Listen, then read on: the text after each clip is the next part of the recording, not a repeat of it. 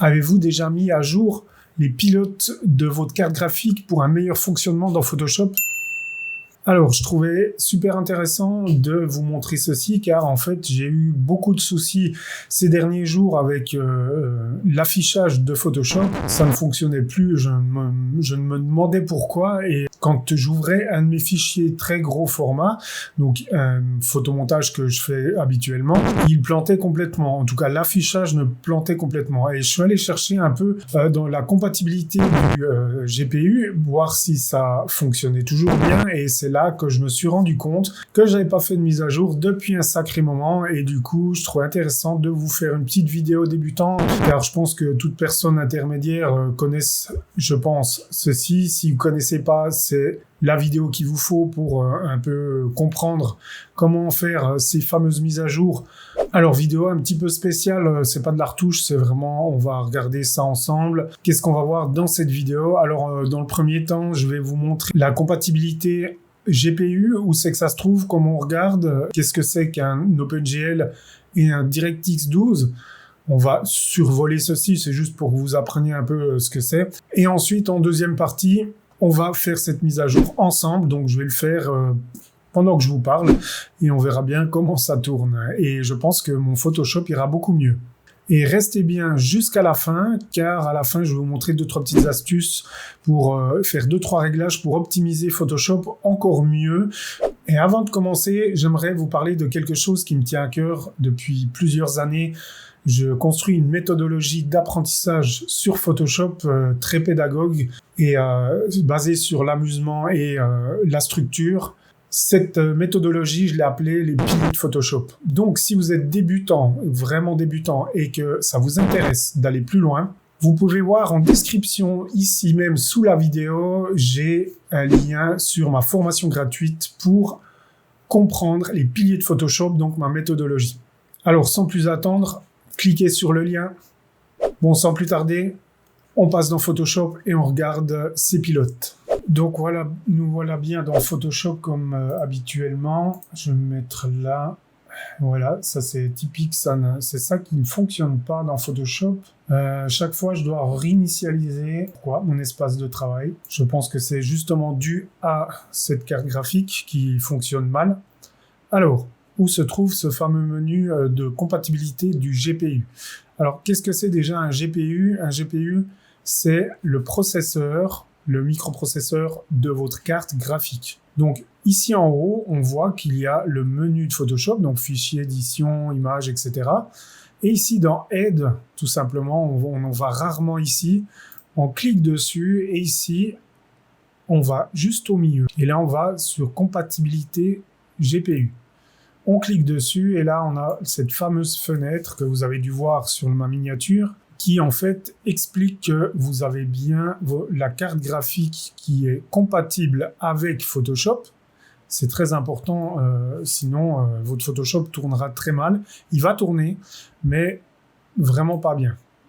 Et du coup, quand vous avez tout qui est coché vert, comme ici, c'est que c'est OK. C'est que c'est bien compatible. Alors, on peut voir quoi ici? Bon, déjà, mise à jour des pilotes. On voit que ça fait un moment que je ne l'ai pas fait, donc on va le faire ça ensemble. Là, il y a l'OpenGL disponible.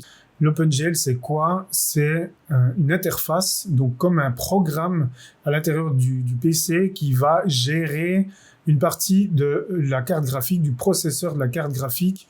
L'OpenGL est pratique, par exemple, pour tout ce qui est affichage, tout ce qui est gestion des calques. Quand on a énormément de calques, c'est l'OpenGL qui prend le dessus. Quand vous avez un affichage fluide, donc quand on zoome, on dézoome, on tourne, on varie en fait le plan de travail avec la rotation par exemple, c'est l'OpenGL qui prend en compte dans la carte graphique. DirectX 12.1, c'est la dernière version de DirectX, c'est aussi une interface, donc comme une sorte de programme à l'intérieur qui est quasiment similaire à l'OpenGL, sauf il va travailler sur d'autres composantes. Par exemple, le traitement de l'image en temps réel, quand on met des effets dessus, on voit directement l'effet à quoi il va ressembler, parce que c'est DirectX qui décide, qui dit, voilà, regardez à quoi ça va ressembler. En gros, c'est vraiment comme ça, quoi, vraiment en très gros. DirectX, c'est aussi pour une meilleure compatibilité avec les nouvelles technologies, comme les nouvelles cartes graphiques, les cartes graphiques plus professionnelles, ou peut-être un peu moins professionnelles, justement. Avec DirectX, tout s'adapte, en fait. Voilà. Donc, c'est très important d'avoir ceci. Donc là, on a aussi, par exemple, le niveau de RAM qu'il y a sur la carte graphique. Donc, moi, j'ai 8 Go. C'est recommandé 1,5 Go pour Photoshop. Donc, je suis largement au-dessus. Donc, ça, vous pouvez aussi vérifier si vous êtes bien au-dessus avec la RAM de votre carte graphique. Si vous êtes sur PC, je peux vous montrer. Vous allez ici en bas dans la barre du menu, clic droit et vous allez dans Gestion des tâches. Dans Gestion des tâches, il y a Performance ici, un onglet. Là déjà, on voit qu'il y a le processeur. Donc le processeur, c'est le CPU. Et là, on voit la carte graphique. Ici, processeur graphique, le GPU qu'on voit ici. Donc, ce qui est important ici, d'avoir une compatibilité avec votre Photoshop.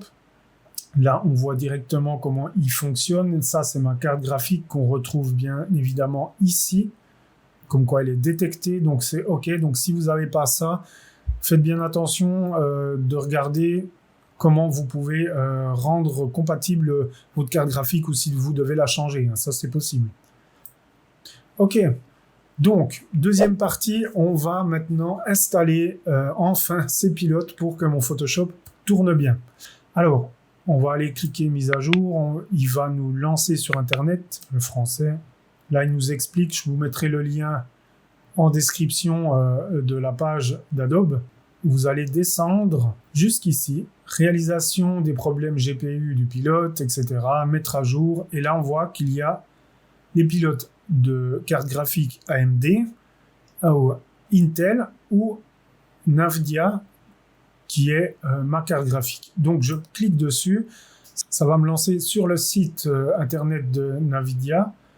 Et là, je vais tout simplement télécharger le pilote qu'il faut. Et là, je vais me mettre sur... Alors, il faut bien savoir quelle carte graphique vous avez.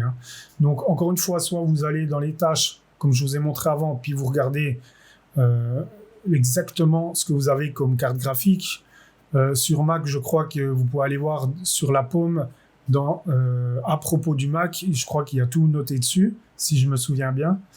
Alors, moi, c'est une Nvidia RTX Quarto, série RTX, et c'est une 4000. La 4000 génération. Voilà. Voilà. Le type de produit, série du produit, donc la série de la carte. Mon principe, c'est très intuitif, donc... vous mettez à peu près ce que vous savez et souvent c'est le bon. C'est quand même bien de savoir que vous avez une Nvidia RTX 4000 par exemple, parce que regardez, il y en a tout un wagon. Du coup, moi je sais que c'est la 4000, donc je suis OK. On met la langue en français, téléchargement pour Studio, produit Studio, c'est nickel. Et là, vous mettez rechercher. Et là, il va rechercher sur le site le dernier pilote pour cette carte graphique. Et là, on voit bien driver, etc. Donc, télécharger, je mets OK. Accès au téléchargement, OK. Et là, il va me le télécharger ici. Et je remarque que je l'avais déjà téléchargé là dernièrement. Donc, c'est très bien. Là, on attend un petit moment. OK, donc c'est bon, j'ai téléchargé. On va ouvrir ici. On clique dessus sur le lien pour installer justement ces pilotes. Oui, j'autorise. Là, il va me le mettre. Display, Windows, et c'est exactement ça.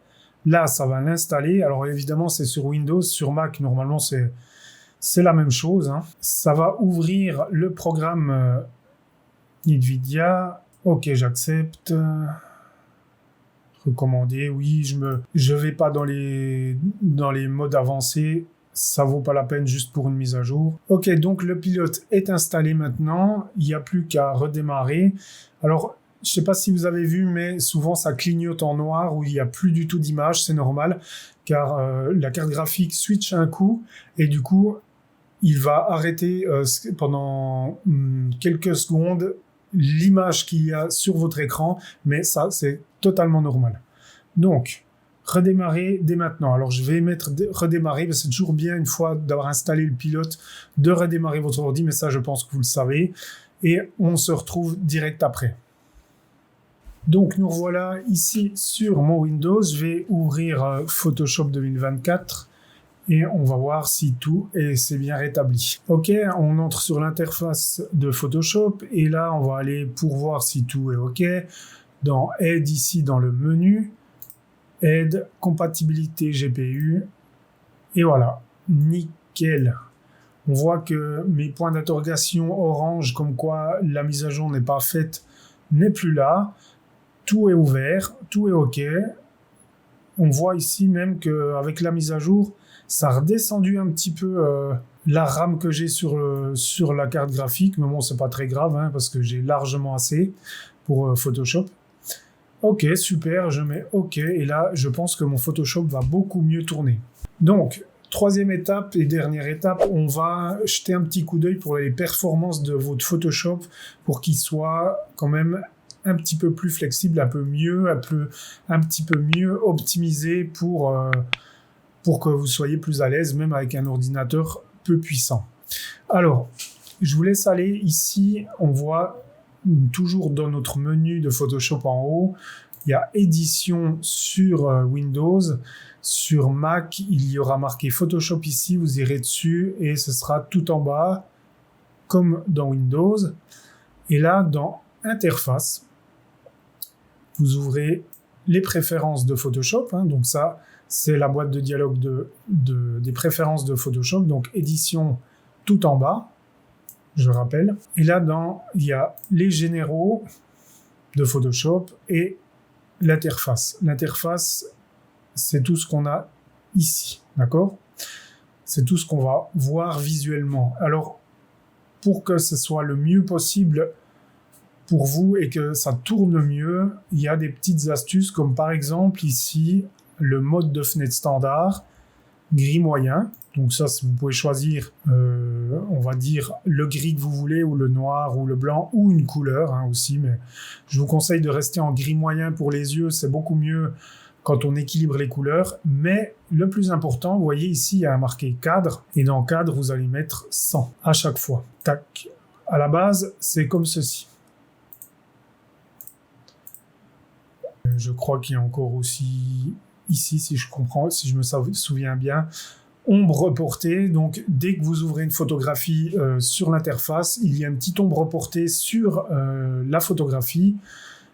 Et ça, on dirait pas, mais ça bouffe pas mal de RAM quand vous avez un programme lourd comme Photoshop. Il faut mieux l'optimiser pour ce genre de choses qui sert à rien. Donc, on met 100. Les pleins écrans par défaut, ça, on met 100. Plein écran gris moyen, moi je mets aussi moyen, comme ça c'est beaucoup mieux quand on crée de la couleur. Et on met 100 ici, plan de travail par défaut, 100 aussi, comme ça on est un peu mieux optimisé. D'accord? Ensuite, vous allez ici dans outils. Ici, vous voyez, il y a le zoom avec molette, le zoom animé, fenêtre redimensionnée par zoom, etc. Tout ça, c'est des petites animations qui vont vous bouffer aussi de la RAM et qui font aussi un petit peu la différence quand vous n'avez pas beaucoup de RAM puis que vous avez un PC peut-être pas trop puissant. Ensuite, vous allez dans les gestions des fichiers.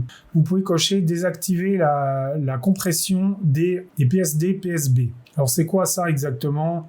En fait, c'est tout simplement quand on veut exporter des PSB ou des PSD, donc les formats Photoshop, pour un logiciel comme After Effects, pour vous faire des effets d'animation, ou Illustrator pour avoir tous vos calques de PSD. Si vous ne faites pas ça et que vous faites que de la photo simple sur Photoshop, cochez ceci, ça encore améliorera un petit peu les performances de Photoshop. Ici, enregistrement, moi, je mets que celui-ci en 15 minutes. Ça m'arrive même de l'enlever parce que je trouve que par moment, au bout de 15 minutes, on sent que Photoshop peine un petit peu. C'est parce qu'il doit enregistrer régulièrement, automatiquement. Je préfère souvent, pas tout le temps, mais souvent, je préfère enregistré par moi-même avec CTRL ou commande S. Voilà, bon, ça c'était une petite parenthèse, vous n'êtes pas obligé. Une fois qu'on a mis OK et puis qu'on a changé ces paramètres, il faut évidemment fermer Photoshop et le rouvrir. Il n'y a que comme ça qu'il va prendre en compte, donc s'enregistrer dans les paramètres. Voilà. Et si vous retournez dans les paramètres, le changement sera effectué. Voilà, j'espère que ce petit tutoriel sur comment installer un pilote de la carte graphique si vous avez des soucis d'affichage ou de performance de Photoshop vous aura été utile. Je me suis dit que c'était une bonne idée de faire une petite vidéo comme ça pour que je le fasse en même temps que vous, pour ceux qui ne connaissent pas cette compatibilité ici même de Photoshop. Moi, je vous dis à une prochaine vidéo et n'oubliez pas, tout le monde est créatif.